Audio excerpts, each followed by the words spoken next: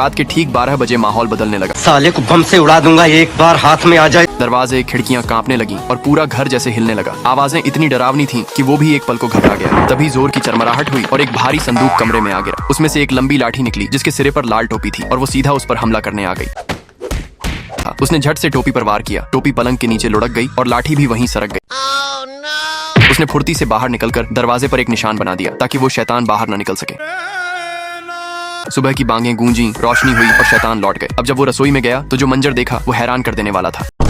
यहाँ पे क्या हो रहा है? एक बड़ी सी कढ़ाई में तार उबल रहा था और सामने एक लड़की बैठी थी जो उसे हिला रही थी।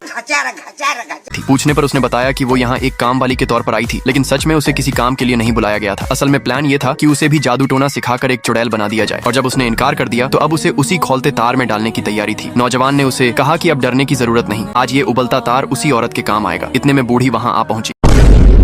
उसने लड़की से 3 बार पूछा कि क्या वो अब चुड़ैल बनना चाहती है और हर बार लड़की ने इनकार कर दिया। बूढ़ी झपटने ही वाली थी कि तभी वो नौजवान सामने आ गया। उसने बिना देर किए उसे उठाया और उसी उबलते तार में फेंक दिया।